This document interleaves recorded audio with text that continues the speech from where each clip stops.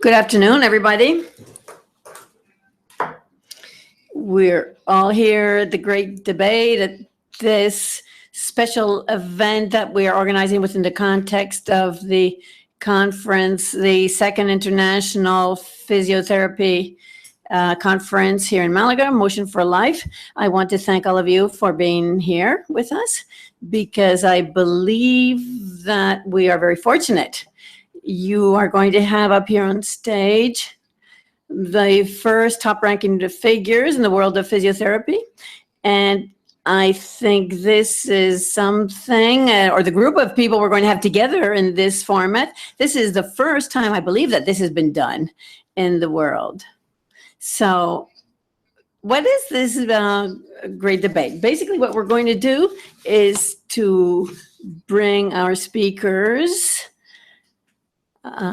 together. In other words, those who are here, and we've invited them to be here with us in an informal situation. You can see how we're dressed, and to speak to us as in a friendly gathering, where we're coming from, where we're going to, how is physiotherapy exercised in their countries, what are the challenges physiotherapy is facing currently, what are our goals. And so we want all of them to start telling us informally about their experience. And even though we're all here with you, we want you to know that we are broadcasting and streaming for the entire world. We have notices of the event from the United States and South America, even though maybe this time for them is not the best, but we welcome them. You have your translators, you have your headsets, and we have simultaneous interpreting. And another thing I wanted to tell you is in order to have all of this flow a little more easily, from time to time I'll be speaking in English. All of the speakers who are going to be with us have made a great effort to be with us. They took steps to be here earlier than the beginning of the conference tomorrow. Some of them have just landed at the airport and have come here straight. And one of our speakers is about to land, so we hope he makes it on time. And I want to present my colleagues who are going to moderate from different places in Spain. I think it's good because it shows the diversity here. We have first of all Eduardo Fontevilla, then I have Carlos Lopez Cubas and Mark Lari. They are going to help us with the presentations of the speakers. Welcome. Thank you very much for coming. And without further delays, I just want to tell you that once we get toward the end of the intervention of the speakers, we'd like to have room or time for all of you to intervene with questions. The idea is to have an informal conversation to be able to allow you to get a better idea of the speakers. Tomorrow we'll be more institutional with our shows, but today the idea is for all of us to enjoy ourselves, to have a good time, to applause, to have a good time, and to speak a lot about physiotherapy. So without further delays, if you give me room to start with presentations, I am going to start with the first presentation. The first person who is going to come up to stage today is not a physiotherapist. Is a pediatrician, a physician, but a person who is very close to physiotherapists. This person is one of the persons who knows most about cerebral palsy. Yesterday, I had the occasion of speaking to him. I think he's a fantastic person and somebody very young in spirit. And I want to receive Peter Rosenbaum with a big round of applause.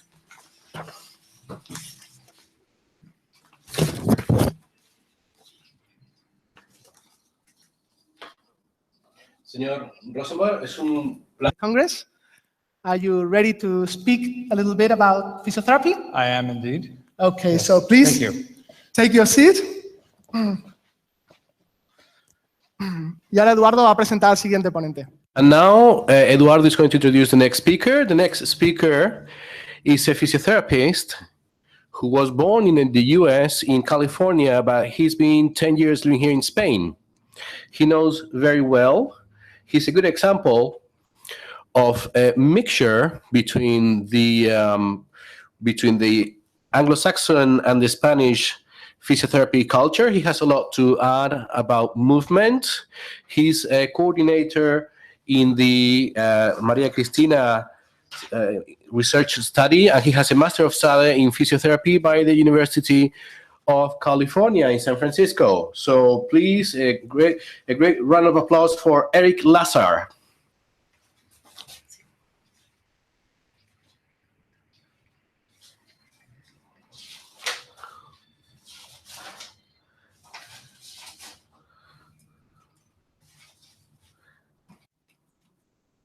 Very well. Now we're going to go with our third speaker.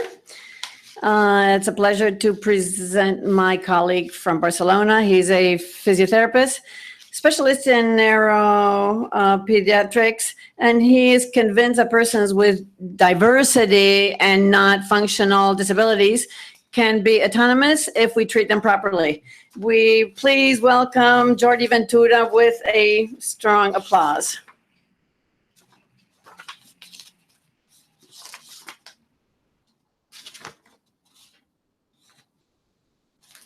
Well, the following guest, and I'm particularly pleased to be able to present him because he's a great physiotherapist, because I believe he's a good friend, and in addition, because he is going to have the honor of giving the inaugural speech or lecture tomorrow. A lot of you know him as a businessman, as a physiotherapist. You also know him as a rock musician. You all know him whom I'm talking about. Please give a big round of applause to Jorge Alvarez.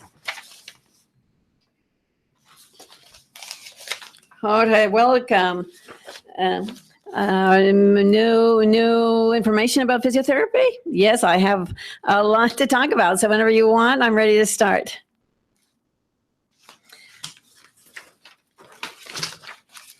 Our next guest for the debate is an Australian physiotherapist.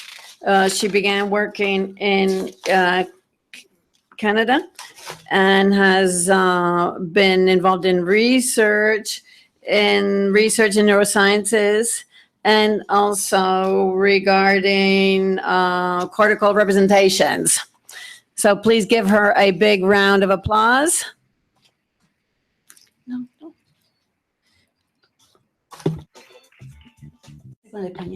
Después.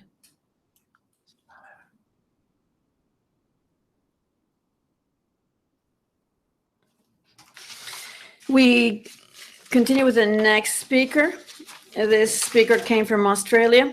We can say that he is our scientist physiotherapist. He is specialist in researching chronic pain and will tell us how we have to deal with the brain. Let us please receive with a big round of applause, Mr. Daniel Harvey.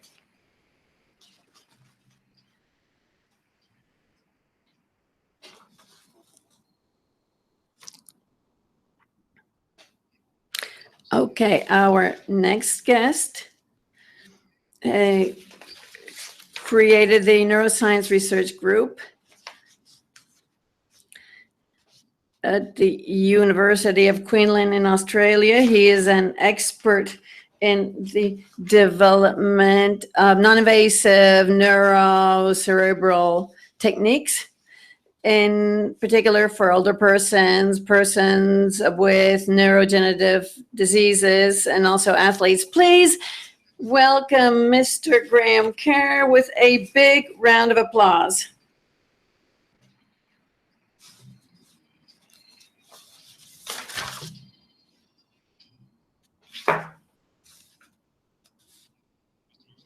Our next speaker is the local one. He was trained, studied, and did his PhD here in Malaga. He lives in Madrid and he misses Malaga a lot. And he is going to give us his experience in physiotherapy for mental health. Please give a big round of applause to Daniel Catalan.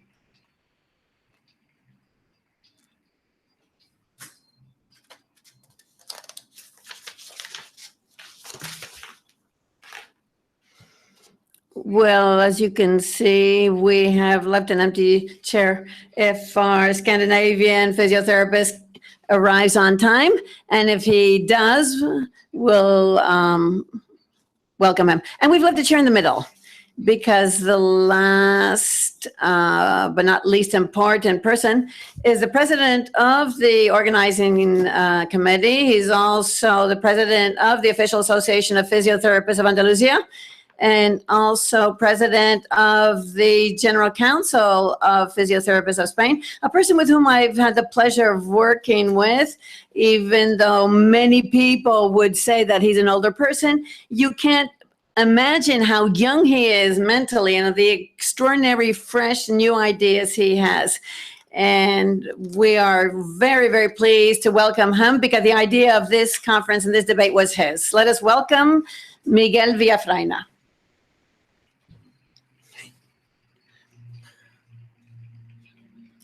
Welcome, Miguel. It's a pleasure to have you here with us. Please take a seat. Well, okay, now that we have all our speakers, we've introduced them, I would like to explain briefly the rules. Talk about physiotherapy. Where do we come from? Where do we go? And what are the goals we want to achieve in the next years? And how do you do your clinical practice? Okay? Lo que vamos a hacer es muy sencillo. We're going to speak where we come from, where we're going to, and what the challenges face physiotherapists in different countries. To start talking, to interrupt in between all of you, okay? We want to be this completely casual, okay? So at the end, if everything goes all right, probably the people of the public will ask you some things that they want to know about all of you, okay? So Así que para it's time our president Miguel to speak. Miguel, te voy a dejar la palabra un poquito. The floor is yours, Miguel, because from now on, you are the main players of this event. I remember on an occasion that I had difficulties, and I'm sorry, I have difficulties with the sound. I want to thank all of you being here. And I want to thank the speakers here. I want to take advantage of their presence here to ask them to tell us about how physiotherapy is evolving in their countries. And this information also would also be useful for us to, let's say, measure, to see and compare where we stand currently. I would like to highlight 4 aspects of evolution of our discipline in different areas. For example, the academic world, social environment, and the legal environment and professional environment. And what I'm going to do is refer to 4 points which the speakers may want to refer to if they agree with this, let's say, guidelines to speak about physiotherapy in their countries. First of all, how have we gone from an academic point of view? And the first studies here in our country were created 56 years ago. So 56 years ago, we have the first students who obtained a degree in physiotherapy in our country. In those days, the degree was, let's say, achieved through the schools of medicine, and very similar to the model used in Great Britain at the end of the 19th century, beginning of the 20th century. And the idea was to offer, yet say, specialization to students who had knowledge in the field of medicine, or in particular nursing, to give them more training in this area. So this is basically the beginnings of specific training for a physiotherapist at that time. And in Spain, what we did is repeat this model. We had healthcare professionals who had good training. Then if they took courses for an additional 2 years in physical therapy, they were given a specialist degree in physiotherapy. At the beginning of the 1980s, our degree studies were included at the university with a short cycle degree. We call it diplomado, which is a third-year degree program. And as a result of the Bologna agreements at the European Union, our degree program became a 4-year degree program. And this enables students to have direct access to masters and then to PhDs. And having, let's say, achieved this level in the academic world, what happens at the professional level? This, of course, the possibility at the academic level enables professionals to, let's say, cover greater fields of competence in their professional activity. And so, obviously, as a result of our study, we become clinicians with the possibility of establishing diagnosis and applying treatments in an autonomous manner. And we also acquire certain presence within the domain of medical professionals. Obviously, there were difficulties in order to have these advances fully acknowledged within the public health systems, and it is known here in Spain that the health or the world of health and healthcare services is always slow in acknowledging these advances within the academic world. It's as if the academic world on one hand and the healthcare world on the other were going and following different paths. So in our country, it is true that our activity has developed greatly, and the newly acquired competencies of physiotherapists have also grown, but this has not been directly applied within the world of public healthcare services. And one of our, let's say, demands is that physiotherapy be fully incorporated into the public health services, with full acknowledgement of the important collaboration and contribution of physiotherapists to care. So it is important for us to continue assisting on the presence of physiotherapists within the public health care services. And we are now starting to acquire this recognition of the public health services. But now at a social level, we notice that we are aware that society has undergone large changes, and society requires our presence and our visibility. And we have become identified socially as professionals who play a very important, essential role in the improvement of movement alterations. So there has definitely been then a change in the appreciation of society in general of our role. We are thus much more in demand, and our work is much more appreciated. Oh, okay. There's been difficulty. Oh, what a difference. Thank you so much. So we are currently now involved in this direction, working tirelessly. And I will feel fully happy the day when citizens will definitely relate us with an almost genetically with ophthalmologists. In other words, ophthalmologist, disease of the eye. The cardiologist is always related to heart disease.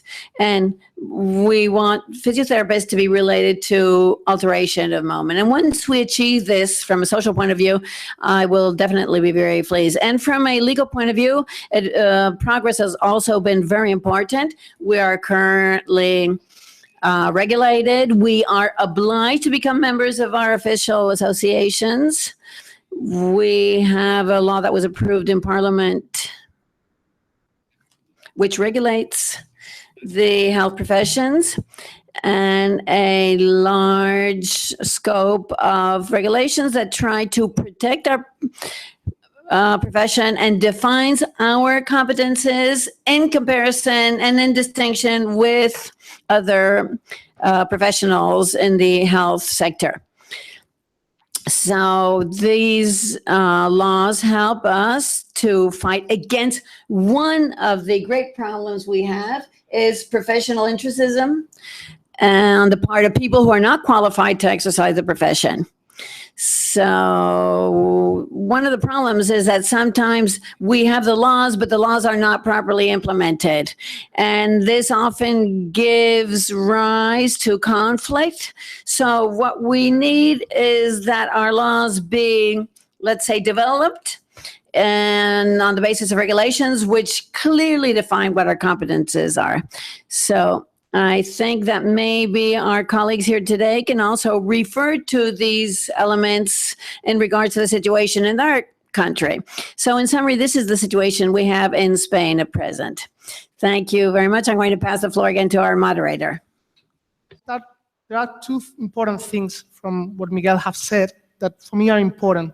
The first one, that it seems like here in Spain, university goes in one way and the clinical practice goes another.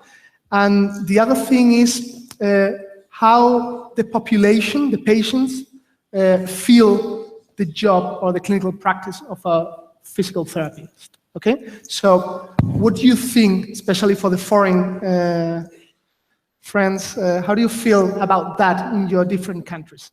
Please feel free to speak.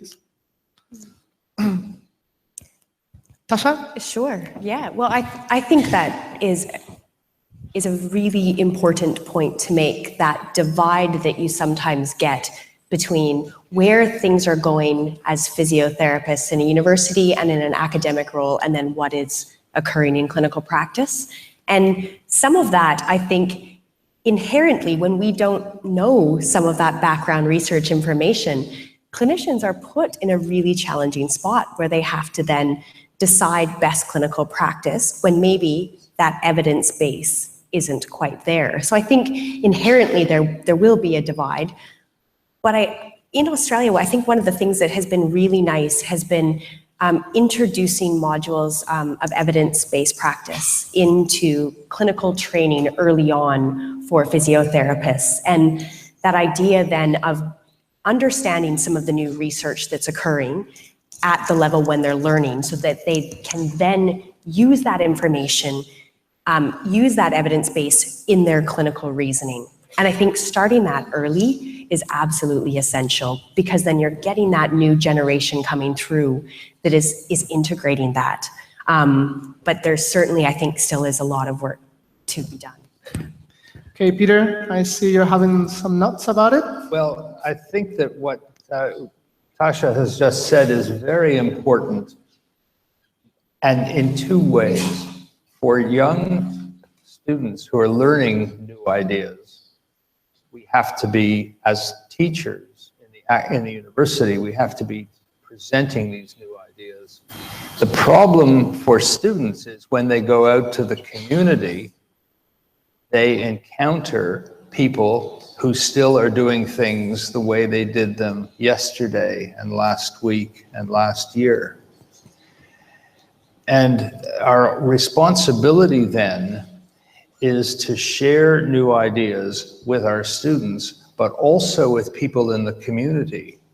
And the ideas that were introduced at the beginning about the social impact of new ideas. How do people in school, where the children, and I work with children, where the children go to school, do they understand new ideas, or are they expecting therapists to do things the way they did them yesterday? So there is an enormous challenge to get new ideas to a lot of people who matter, not just to the students, although they are clearly very important. Okay. Daniel, me pedía la palabra por ahí por el final. Well, in respect to the questions raised before, I think they're very interesting because on very many occasions, research is when we publish our research results. We think that simply by publishing the article, that's the end of our work. But our work doesn't finish there. Our work, it finishes when it reaches society. How can our research have a real impact on society? Have an impact on the people for whom we work. So obviously, very often there are many therapists who are not in decision-making places, but we have to continue informing ourselves, work together with professional associations and with those groups, institutions in charge of communicating the science and research to society. I think another pending issue, some things have been done, but we still have to improve, is to have economical analysis of therapeutic interventions on the part of physiotherapists. Because obviously, it's not only showing the importance of our activity, we also have to show that we are cost effective and that we are useful from an economic point of view. So I think it's important also to have this economic research too. Yes. So all of you must feel absolutely free to intervene at any point. So I'm English speaking, but I'm going to speak in Spanish. Yeah, un guiri. Well, a guiri in Spain is a foreigner who lives in Spain. So what I've observed here in Spain, and I can speak of my experiences in California too, but I think here it's a little more exaggerated here, how to determine these costs that you just spoke about. Because the typical thing is the doctor will send you for 20 sessions to the physiotherapist for some weeks. And obviously, in this kind of system, it's impossible to have some evidence-based prescriptions because basically very often no special evidence-based protocol is followed. And to try to establish on the basis of this system the effectiveness of the costs involved is almost impossible. So I think this is essential to first establish things, for example, the number of sessions that are needed, instead of doing it in a system which is really being dictated more than anything else by the insurance companies. And we know that this is a system that existed in the States years ago. I don't know if this situation continues to be, but in the past this was the case. On this issue, I want to take advantage of where I am as a member of the governing board of a professional association. And one of the difficulties we have in having public health system take them into account is demonstrating the effectiveness of the cost of our work. Obviously, this is something that we have to work on to be able to submit it to the public health systems and private health systems. We have to explain how we work, this is the cost, and these are the benefits. So for us, it's much more difficult. And I'm glad that you referred to this economic issue, even though speaking of money is not very nice, they tell us. But it's very important not only to transfer to the public and the public institutions, not only our research, but also the cost effectiveness of our research and our work in order to be able to negotiate not only with insurance companies, but also with the national insurance health plans. And this, of course, will enable us to really take a great leap forward in the world of physiotherapy. I think this would be of great help. And I also want to say hi to Graham's daughter. Good evening. She's watching us now.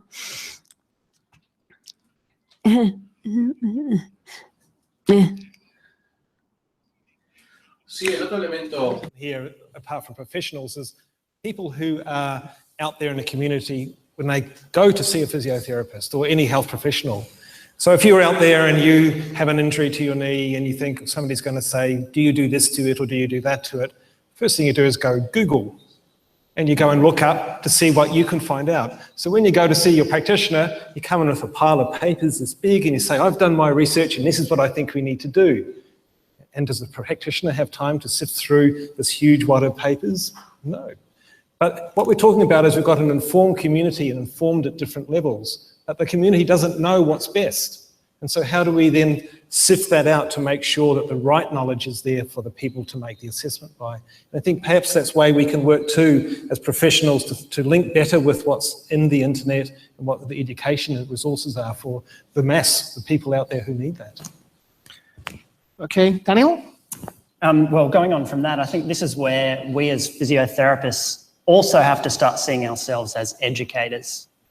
One of the things that we did in the physiotherapy school where I graduated, so we did evidence-based practice courses, but when it came to doing clinical practice, we were assessed on how we communicated evidence to our patients.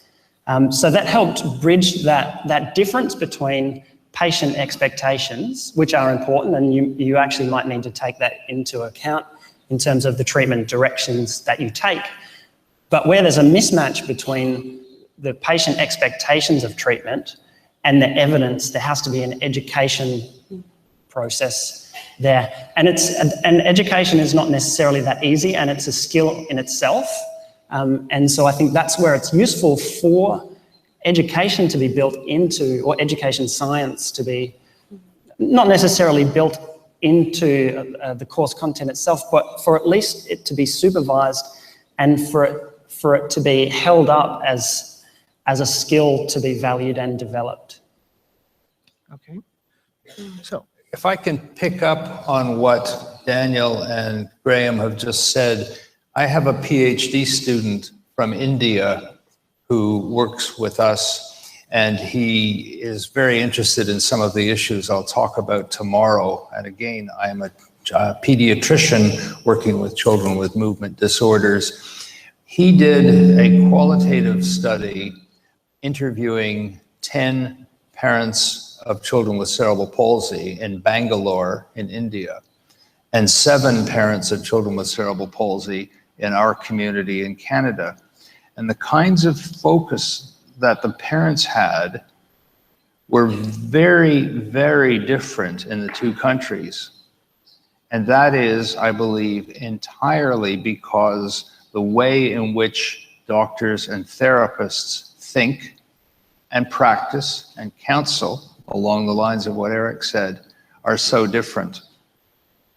The parents in India are entirely focused on therapy to fix the problems. And I hope you are all aware that we don't actually know how to do that. The parents in Canada were focused entirely on what their children can do in the community. And the difference in that focus is really because of different ways of thinking in the two countries.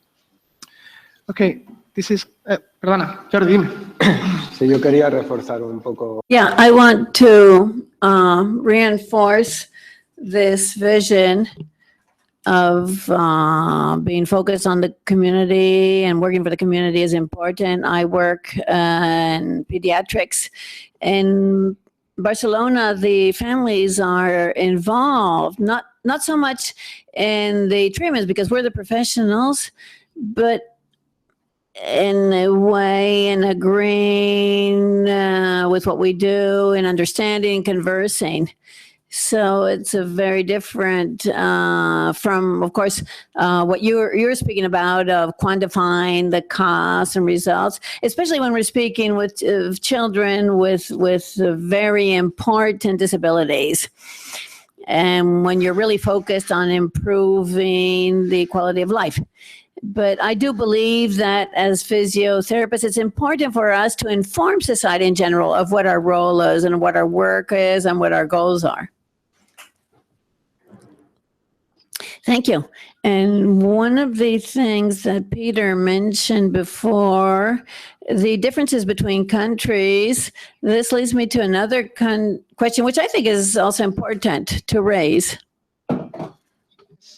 Of the clinical practice, well, in general, of the physical therapist in your countries, in your origin countries. Because if we know the weakness of our profession, we can develop. I know this is a tricky question, okay?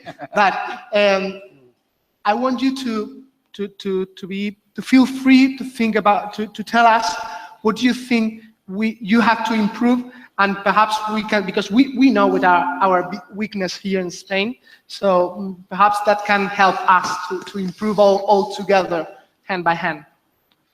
Yo añado a lo que decía. I would add to what Daniel mentioned about education. I think we think. And with respect to education as professionals, I don't think we value sufficiently the educational aspect of what we should provide to our patients. And both what I saw in California, what I see in Spain, I think this is added value we have, but we often don't acknowledge this. The idea is to help them understanding what our role as professionals is, to enable patients to understand what we provide them as professionals in comparison with other professionals. So I think it is very important to define who we are and what we do with respect to our patients and with the society in general. Just before I go on and say what I think one of the major weaknesses of physiotherapy in my country is, I just wanted to pick up one more time on that education thing. And I think the education starts with asking your patients what they believe, what their expectations are. And if you ask them that, sometimes the education becomes really obvious, because sometimes patients believe some really bizarre things that might actually be driving them down a certain direction of fear and avoidance behaviors or catastrophic thinking that might be amplifying their pain. So I'd just add to that education starts with assessment.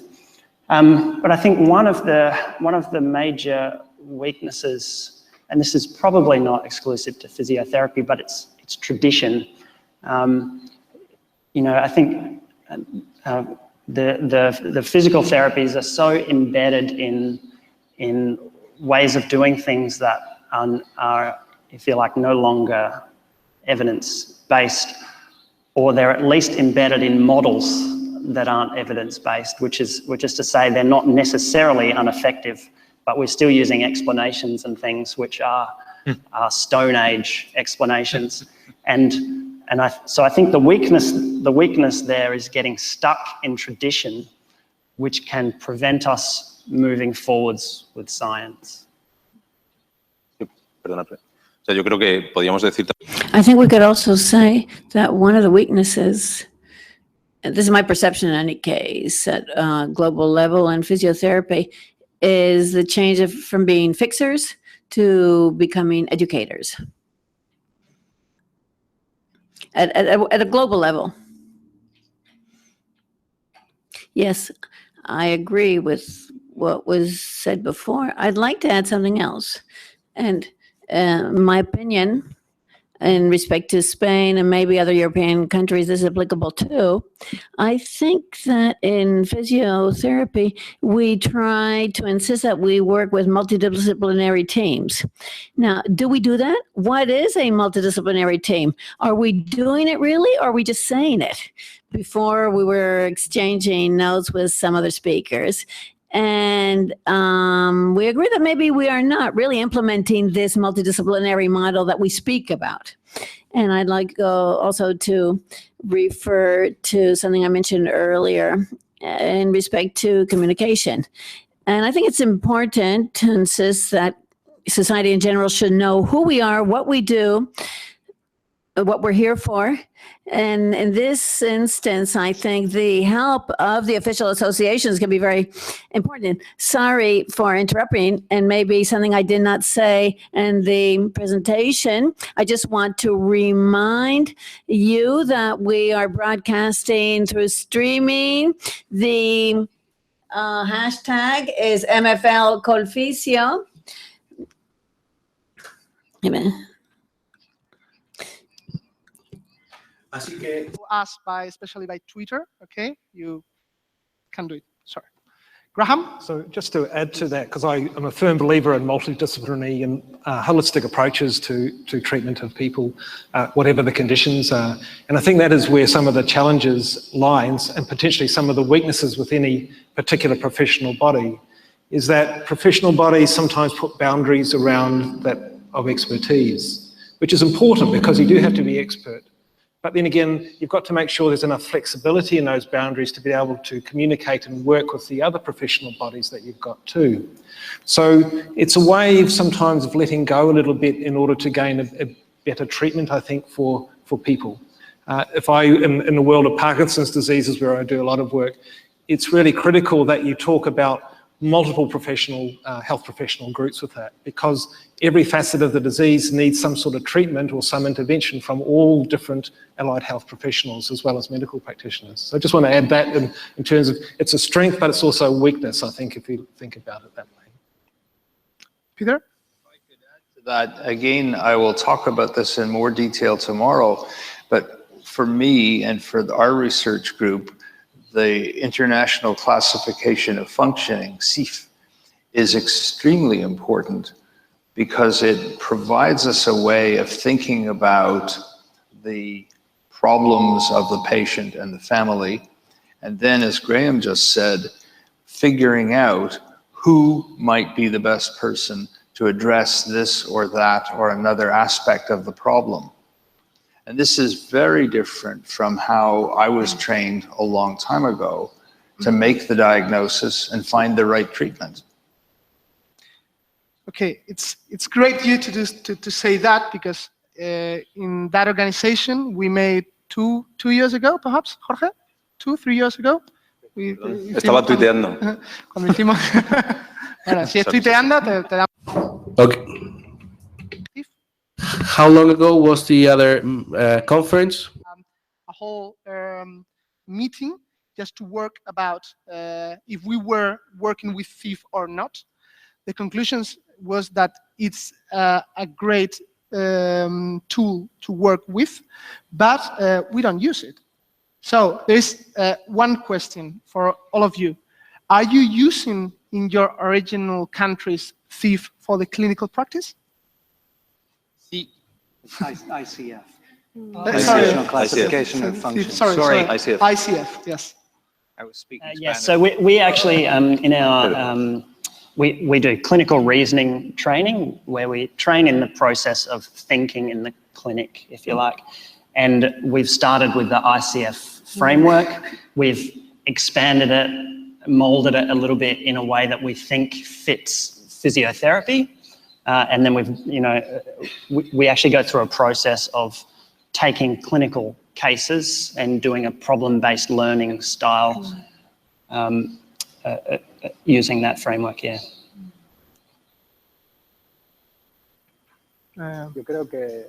I think that here in Spain, we are beginning to understand many of the concepts of the CIF, but we're not applying them on a daily basis. And very often when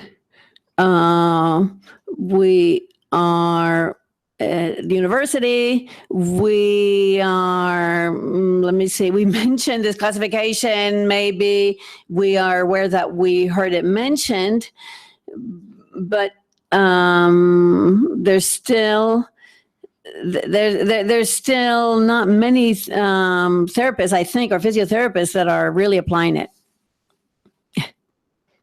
I want to say something. You say that you use the CEF when you are, or the ICF in training. But I want to ask universities, or I'm referring to Spain, okay? I think that the use of the ICF is determined by the fact that universities themselves don't practice or don't teach students in clinical reasoning. They do not train us to think. So it's difficult to apply this. So basically, I would like to make a general request to universities to do a lot more in this respect. There's no problem in changing programs, study programs. For many years, in our training programs, we are asked to repeat a protocol that might have been established by some physician in another field. We are not really trained in positive criticism of our own work and of just constantly questioning our work. Creo que esto es muy cierto. Porque cuanto menos se implemente esto, que vosotros sabéis que se ha utilizado, se convierte en una empresa muy complicada llevarlo a la práctica en el mundo clínico. Es algo que debería estar estandarizado, que todo el mundo debería utilizar. Así que creo que es una cuestión muy importante lo que habéis comentado.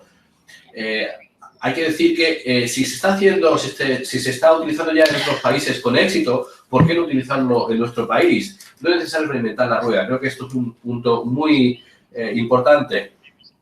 Sí, estoy de acuerdo, porque no hay ninguna forma, no es posible llevar la información de las ciencias y de la información del paciencia y la información de vuestra propia experiencia y tratar de obtener una solución para un paciente, a menos que se tenga un marco de razonamiento clínico bien construido. Así que creo que es muy importante que haya cursos, asignaturas que enseñen el razonamiento clínico. Okay, I think I have to say it out loud. First, conclusions. Universities in Spain, you have to include courses on clinical reasoning in your programs of study. And I'm not saying it on my own. These experts, these world ranking, first class ranking experts are saying it. Para poder ver en qué dirección estamos yendo en los distintos países, ¿qué pensáis que son los objetivos que los fisioterapeutas deben alcanzar en los próximos años en vuestros países? Solo para ver si todos nosotros estamos caminando en la misma dirección o no. Bueno, creo que esto vuelve a nuestra primera conversación, es que estamos integrando los hallazgos clínicos en nuestra práctica diaria, en nuestra clínica práctica. Y esto es algo que se debe hacer porque ahora mismo hay una laguna. Pero creo que también es nuestro objetivo promover la fisioterapia dentro de Australia como una profesión que está dirigida a educar, a garantizar y a promocionar el bienestar y la recuperación, más que a arreglar. Y creo que ya ha habido un cambio en esta mentalidad, pero todavía ves muchas personas que vienen a ver un fisioterapeuta y tienen expectaciones muy diferentes respecto a lo que quieren arreglar. Y esto es un lugar muy difícil para empezar. Así creo que el entorno es importante que la gente conozca más qué hacemos y en qué trabajamos.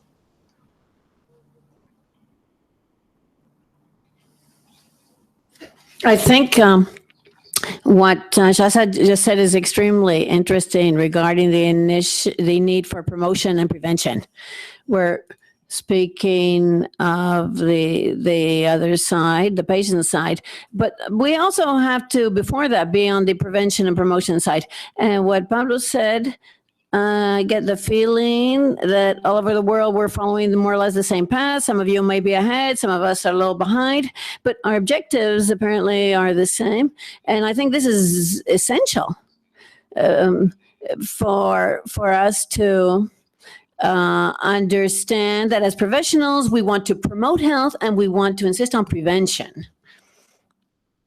Yes, in this sense, I would like to add that if we go to international health policies recently published, for example, the Health Action Plan published by the European section of the World Health Organization, it's interesting to see how prevention and promotion continue to be fomented. But we as professionals, our health professionals, must also be able to transmit to the patient what are the resources that the patient has to have optimum well-being. And our role as a professional offering information, offering resources, is a role that we should probably enhance. In other words, we're not only there to treat, but we're also here to offer resources, information to patients. I fully agree with this idea of involving the patient a lot more. This is no longer a passive service. This is a service in which you, patient, have to participate as much as I do. I am transmitting these activities, but if you don't participate as much as I do, then we're not going to reach any good results. Sí, también tocando eso, no esperar que algo pase, sino que esto es muy importante, mencionar y tratar de llevar a comportamientos sanos es muy importante, es crítico. Pero también creo que veo una tendencia, alterando esto, en que la gente cada vez viene antes y la gente está más dispuesta a cambiar comportamientos. Y bueno, después de haber llegado ayer a Málaga y fui a dar un paseo por el paseo marítimo y me impresionó la cantidad de personas que iban andando o corriendo por el paseo marítimo y también esta mañana. Y creo que esto, en comparación con el lugar de donde yo vengo, creo que es muy importante que la gente tenga estos comportamientos saludables. Así que creo que esto es una buena indicación para la comunicación cuando se ve esta cantidad de gente haciendo deporte.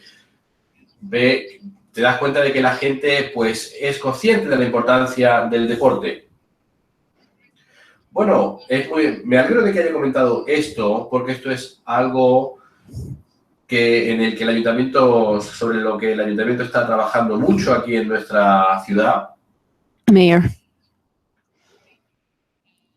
El alcalde insiste mucho, él se levanta a las 6:30 de la mañana y sale a caminar antes de ir al ayuntamiento. Pero hablando sobre este tema del deporte y de la importancia de los comportamientos saludables, el alma de este congreso es el movimiento, Motion for Life. Así que la última pregunta para todos vosotros, antes de que le demos la palabra al público para que hagan sus preguntas. ¿Cuál es el papel del ejercicio terapéutico para vosotros? ¿Es el fisioterapeuta el que realmente practica la consulta del ejercicio terapéutica o no?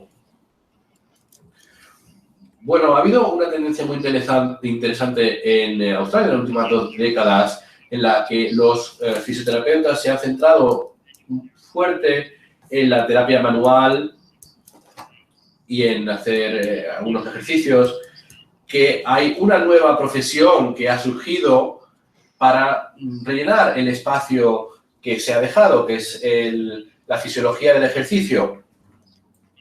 Así que ahora existe lo que se llama la fisioterapia del ejercicio y se puede conseguir esa nueva titulación y se puede conseguir un trabajo en el sector público, también en algunas clínicas privadas, en aquellos lugares donde las aseguradoras llevan a sus clientes para recibir tratamiento. Y creo que es un campo que es bastante rentable. Nosotros no necesitábamos fisioterapeutas del ejercicio, lo que necesitábamos es que hubiera más fisioterapeutas que tuvieran una gran pasión por el ejercicio y por la práctica manual. No era necesario una profesión nueva, pero en cualquier caso, yo no voy a hablar mal de esa nueva profesión, creo que hace un buen trabajo. Y también esto hace que los fisioterapeutas en Australia tengan una posibilidad de reinventarse de una forma diferente. Y quizás pues también sea posible enviar a los pacientes a ese otro tipo de profesional. Si vemos aquí una tendencia como esa aquí en España, pues bueno, pues eso es lo que va a ocurrir en el futuro. Yo soy el que da las clases para estos alumnos que van a tener esta nueva profesión y es lo que digo, tenemos cuerpos profesionales que hacen ciertos ejercicios y hay fisioterapeutas que evitan hacer ejercicios manuales, así que yo veo que hay como dos grupos que están de alguna forma fusionándose, porque las cosas de las que hablamos son muy similares, hablamos sobre el movimiento. Y si quieres entender el movimiento y saber cómo coordinar el movimiento y cómo utilizarlo de forma social, de forma interactiva, todos estamos hablando el mismo idioma. Así que hay una cultura común entre los dos. Y lo mismo ocurre en el Reino Unido. Están los ejercicios, los fisioterapeutas de ejercicios, y creo que en Estados Unidos también hay un equivalente a esto. Así que veo que todos estamos trabajando de la misma manera. Yes, as a teacher in FMS, I have seen cases in which I lost patients. I lost patients to personal trainers. So some of these personal trainers, experts in increasing power of their clients, start, let's say, taking some of our patients, which we used to say was our territory. And basically, the idea is they have focused their services on things that the clients wanted, that patients were asking for. So obviously, even though this was something sacred for us, let's say for so many years, but they are offering the patients what they want. This question is very good because it is related to one of my points I wanted to make tomorrow. Is the issue of therapeutic exercise as an area of physiotherapy.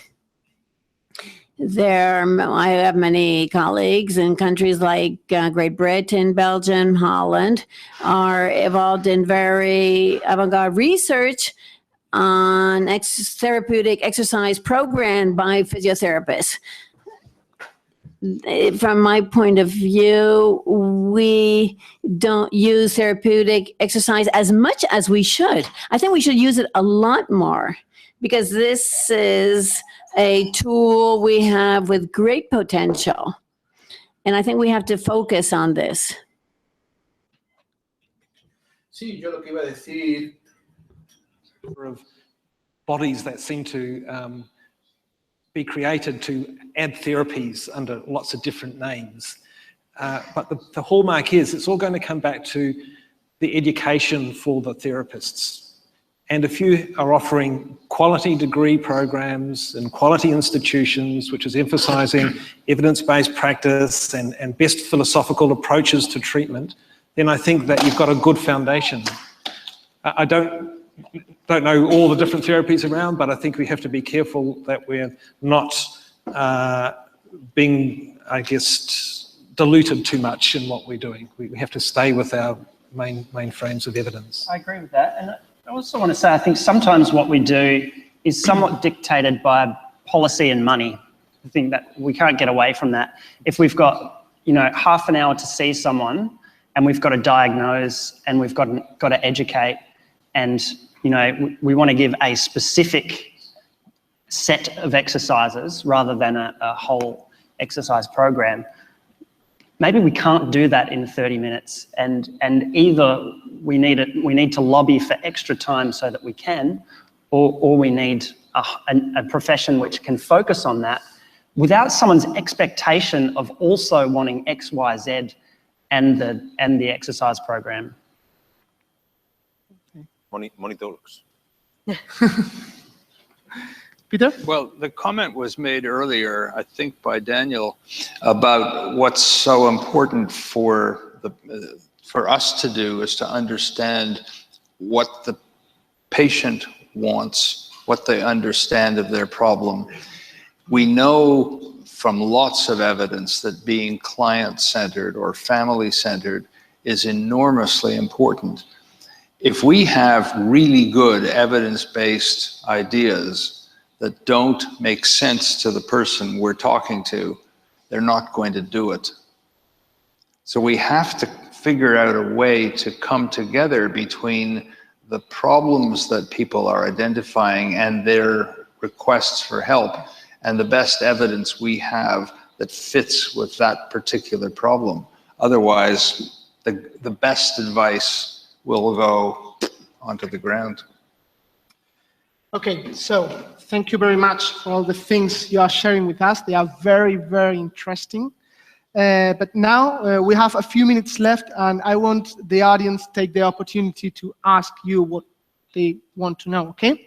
Now, ahora es el momento.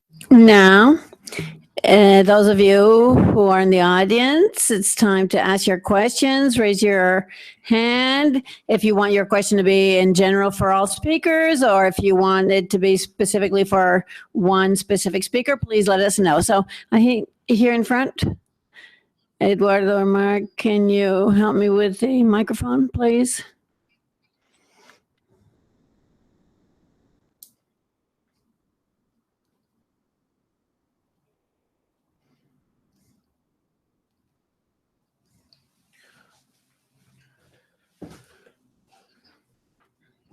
Be mine in front.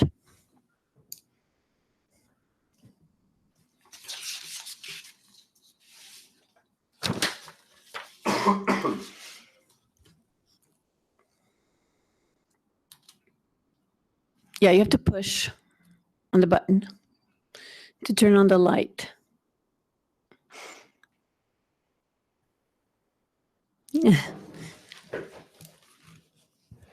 Excuse me.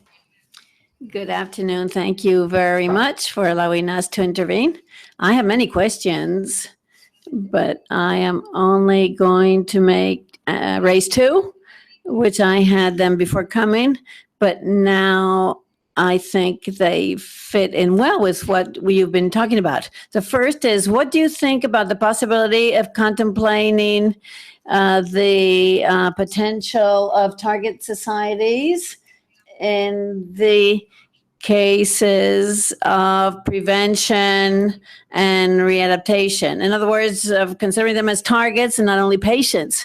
And secondly, if you use some kind of objective strategy, measurement strategies to measure the patient's participation. Thank you very much. I'm sorry if you didn't understand the first question, I could ask you to repeat.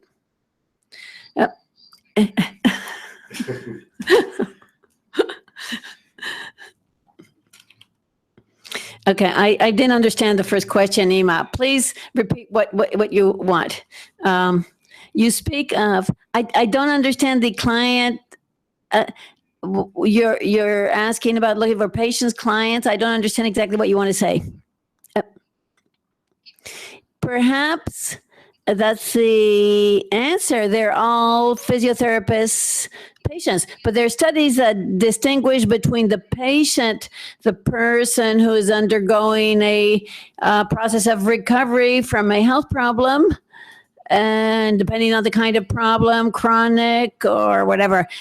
So the patient requires treatment. And then on the other hand, there's the client, somebody who doesn't have a health problem. Obviously, depending on whether our concept of health is dynamic, but is interested in contacting with us for prevention reasons, for educational reasons. Okay, fine. I work in the private realm in respect to promotion and prevention. I don't have any complex in saying and referring to the term client. That's no problem for me. I understand that maybe in other public health sectors, perhaps the term client is not appropriate. So then we could also speak of educating the community as potential clients. And what was your second question? Yes, if you use some method in respect to patient participation within the clinical sphere, and if you consider that this is relevant, or if you have any experience in this respect. Yes. In my clinical practice, I don't use it, but I am trying to implement the scale of what's the name? How the patient perceives the interventions that we've had with them, how much this has helped them. How does the patient perceive this assistance in addition to other measurements that we can have? I do agree with you that that's interesting in knowing the appreciation or the assessment of the patient. In response to these two questions, the first question that you raised, I can tell you that in analysis I carried out some years ago regarding the description of physiotherapists carried out by the International Confederation of Physiotherapists, in other words, the most official, valid that we have at an international level, the word client is the one that appears most frequently. It is clear that within our national cultural environment, perhaps the term client is not habitual. So often I would maybe replace the word client with user. And in respect to your second question, the field I work is physiotherapy and mental health. Our strategies in respect to client assessment or patient assessment is very important. So in the course of the interviews that we have every day with the patient before beginning our sessions, we have these motivational strategies to increase, let's say, the relationship with our patients. This is essential for our work.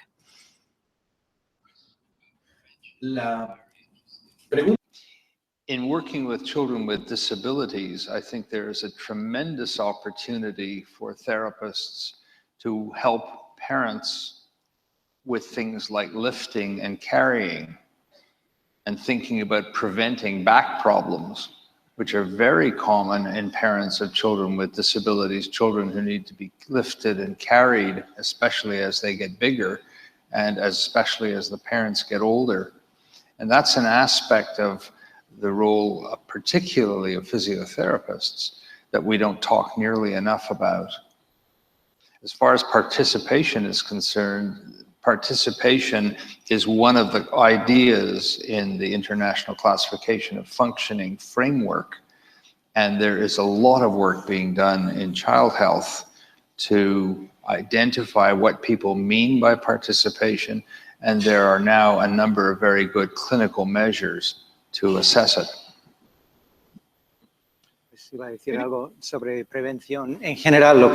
In general, prevention is what I try to do. And what I try to do is to convince them before beginning with symptoms to come for their body checkup, their annual body checkup, like we do with cars, which is the way dentists work too. They have their patients come in every 6 months to prevent situations. And in our case, we can check parts of the body that are more rigid. So we can focus on that and we can ask the client to work on these to avoid having greater problems. Next, Jose Manuel, you've spoken about very interesting aspects. I'm interested in knowing about this divorce that exists between research and clinical practice. The research, there's always been this divorce between academic research and clinical practice. I think it is very important that research be disseminated. But very often we face what you referred to is the issue of cost effectiveness. Don't you think that we really have problems with physiotherapy like other professions? Other specialties, clinical specialties, is that we have a problem from a point of view, political point of view, because there appears the concept of chronicity. So it's very difficult to assess, let's say, cost effectiveness and palliative care.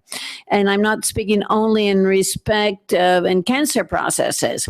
There, the physiotherapist is very important, but I'm speaking of palliative care in all chronic diseases. In England, I think it seems that recently they've decided they're going to postpone surgery on obese people or on smokers, heavy smokers. And we have some health authorities referring to the same problem. So what do you think this kind of attitude, how could it affect our profession? Thank you for raising this issue. I think it's very important at present for our profession. This issue really leads us to the ethical parameters of our profession and the situation of health services. So we can have great many different opinions. So when we try to defend new interventions in health services on the basis of our experience, we know, first of all, they want to know cost effectiveness numbers. And this, of course, is something that limits us greatly when we want to apply our research to clinical practice. And when we're speaking of palliative care and improving the quality of life of chronic patients, of course, we have to be there. I think maybe what we also need to do then as a profession, and I include clinicians and researchers, is to really rally the forces and lobby for some of those things. And maybe it's as a researcher that I collaborate with a health economist who is then saying, look, yes, treating, let's say, chronic pain, that's what I work with. Treating chronic pain is expensive because yes, you have to have longer appointments and maybe more of them than you might have for an acute condition. But this is how much money you save for every person, let's say, that we catch them as they transition from acute to chronic. This is how much money we save if we just spend a little bit more time right at this key critical point. And I think maybe that's where it would be nice to see some research go that would directly help the profession to be able to lobby for things like that and say that it's important. But then also, once we potentially have that information, that it is disseminated to the community so that the community can get a little bit mad about that, about the fact that I'm not getting potentially the best care that I should or could, even though we know that research is out there. Okay, Javi, te veo con el micro. Sí.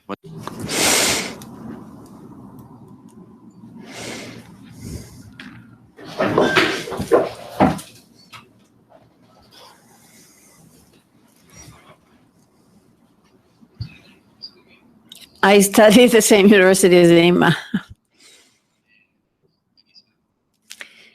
The debate started speaking of the importance of research to enable us clinicians to have best scientific evidence possible. And the problem is that there's so many scientific publications that we as clinicians don't really know which is the best. And I would like to ask two questions in this sense. First of all, also want to criticize the university. Not only do we have to be trained to think of the patient, but we also have to be trained to think when we are reading articles. In other words, we have to be trained in critical thinking to be able to criticize articles as we read them, to see which article is maybe of greater value and the other. And here in Spain, the word I'm thinking of is that we are resentful of the fact that in order to get a place vacancy in the university, it depends on the amount of research you have, and very often maybe the quality of the research is not as important as the amount of the research.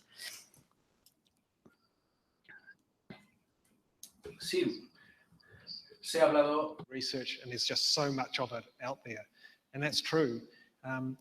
We've recently completed a meta-analysis of the best resistance training exercises for people with Parkinson's disease. And my student who did this started off with something like 5,000 papers. Yep. It got down to about 3,500. Then we got down to 200. And I'm just wondering how many of you could guess how many good papers were left in the final count, just of interest. There were 9 papers left, and those 9 papers were not exceptionally good. They didn't tick all the good boxes on them. So at the end of the day, when we try and work out what's done in exercise in Parkinson's, there's thousands of papers, and yet we still don't have the best paper or the best research done yet. And this is a problem because we actually have some understanding of what might be the best practice and the best type of exercise, but there's no conclusive proof yet. So we have a lot of scientific rubbish. And the trouble is, if you go and try and propose to people that you need to do these experiments or tests or interventions and trying out the cost effectiveness or the best way of doing the exercise, it's very hard to sell that because people think exercise is just something you do anyway. So this is the struggle that I am in my academic position, is trying to sell the need to do the research. It's very hard. And I think using things like systematic reviews or meta-analyses, focusing on those types of papers are helpful to at least give a general summary of that area, because you're exactly right, it's too much. And at least if it's taken together in a systematic way and critically appraised in that manuscript, then I think that's helpful to give a general a summary for a clinician.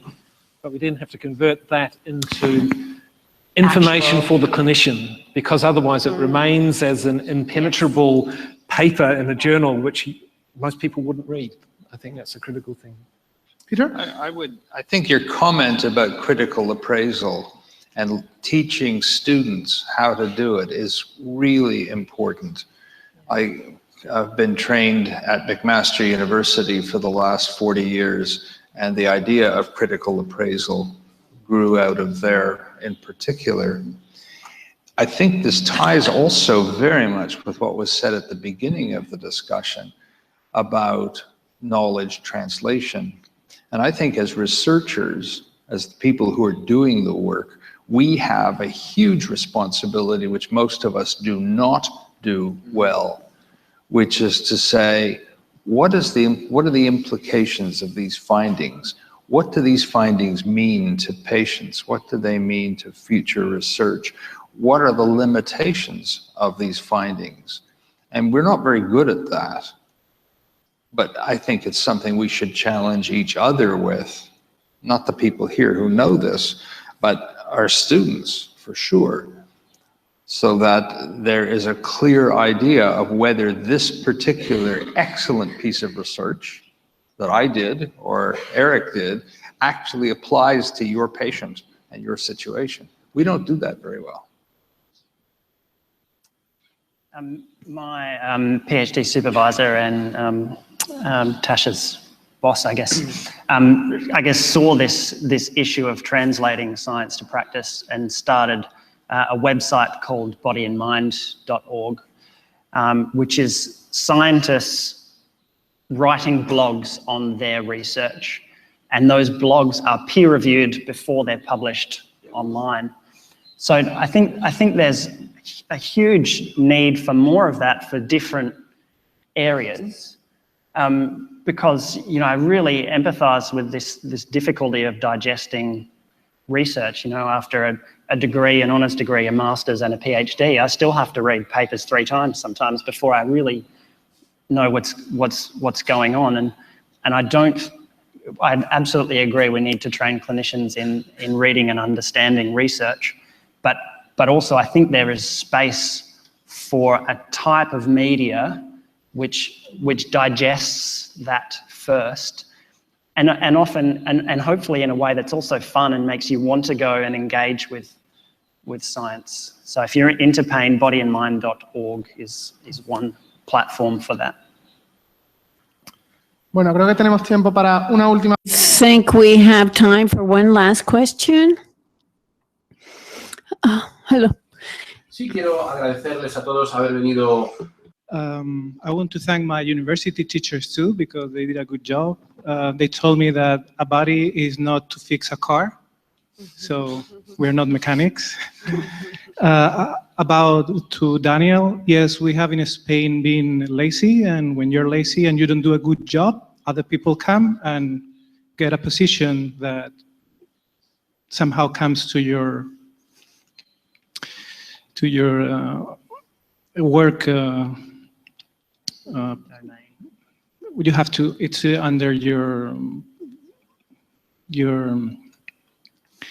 Okay. I don't know how to say it in English, but you understand what I'm saying, you know? So I wanted to, this is something I've been fighting about, using the name user, patient, client, person, and the best term I found is health seeker. It's an English word. It's a health seeker. It's not my user, not my patient, not my client, not the person. It's a person. I don't know how to translate it in Spanish. I like the English. And then when I did practices, I used a lot of therapeutic exercise, and my boss told me that if this was a gymnasium, okay? So, and the last one would be, what comes to your mind when you say kinesiologist or kinesiology? In some countries like South America, the physiotherapist is actually called a kinesiologist. So I don't know, I would like to know your opinion. I know the Spanish one, so I would like to, if you find anything interesting from what I said, you can just pick it up from there. Thank you.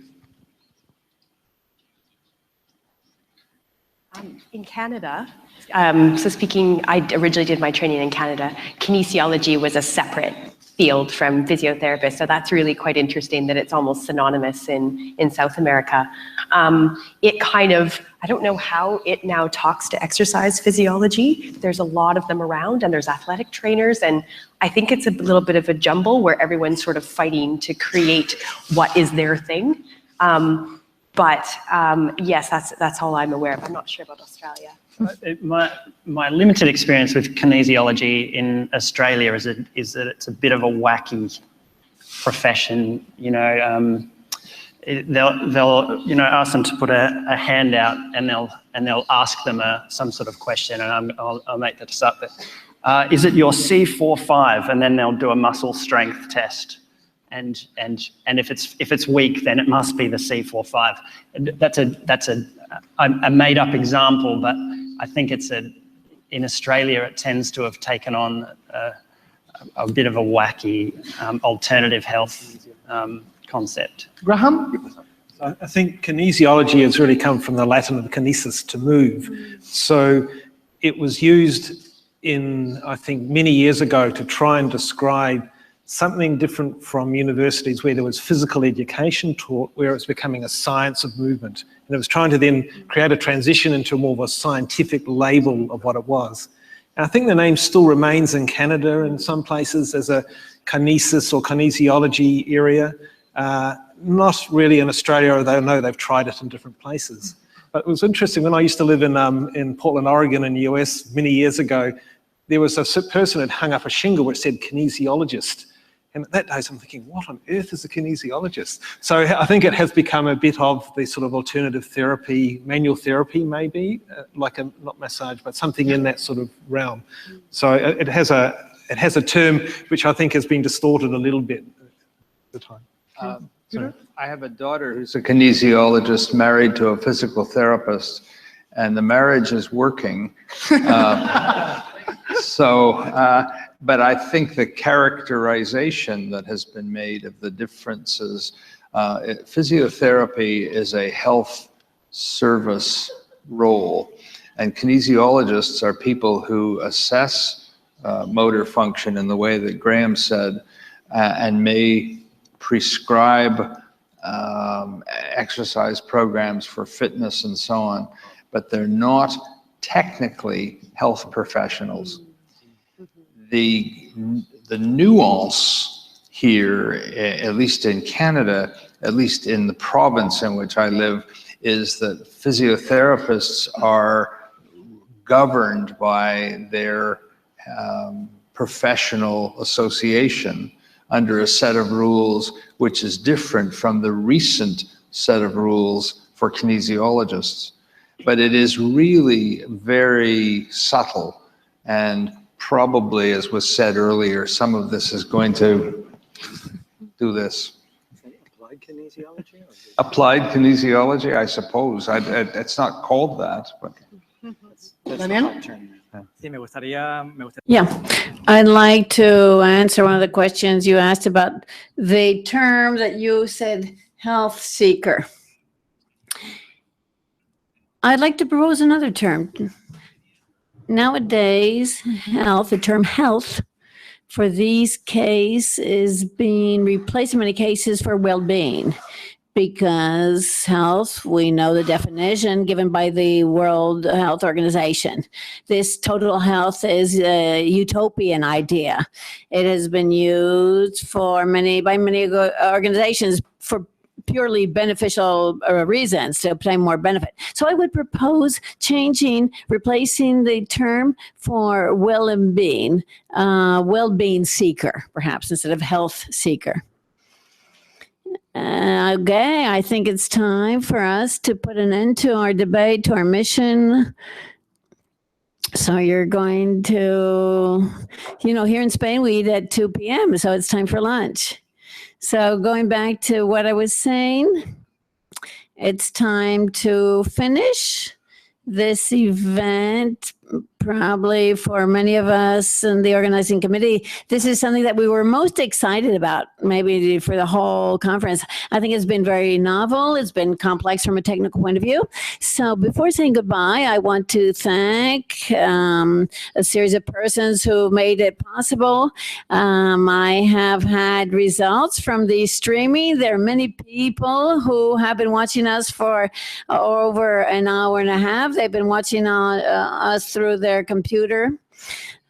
And I want to thank the organizing committee, in addition to thanking Miguel, the scientific commission, which gave the shape to our debate and the way in which it was carried out. All of the people up there in the audio side, he made it possible to have the streaming. It's been very complex because we've had it in two angles. The interpreters, I think I've made their life more difficult, speaking in two languages, thank you, at the same time. And in particular, for the staff of our professional association, Alvaro's coming and going, Sandra going from one place to another, informing me on the sidetracks. So I also want, please, a round of applause for them. There have been many emails, many meetings. Obviously, my colleagues, moderators, Mark, Carlos, and Eduardo, who made my task a little easier. And obviously to all of you who've gone out of your way to be here. So a strong applause for you too. And for these marvelous speakers that we're so fortunate to have. As I said, and I've checked my phone, this has been followed quite closely on Twitter. I'm going to ask all of you, and I'd like all of us to have the selfie of the conference even before we stayed. So please come down here in the first rows, and the speakers, I can ask you to come up here. So we're going to have the selfie of the conference.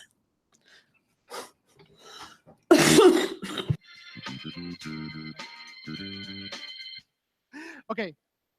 Poneros por ahí, por favor. Okay.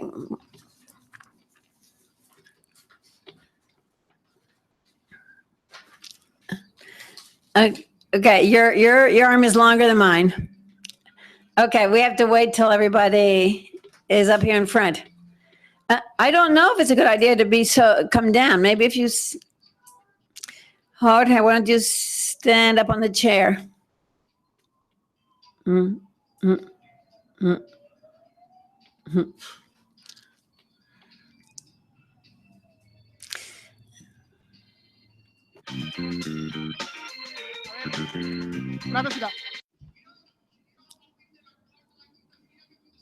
Go back to row 4 or 5, then we'll see everybody. I'm sorry, I made a mistake. I asked you to come down, but no, you should all be in rows 4 and 5. And group together in the middle. You have to all band the group together between Eduardo and Mark to fit in.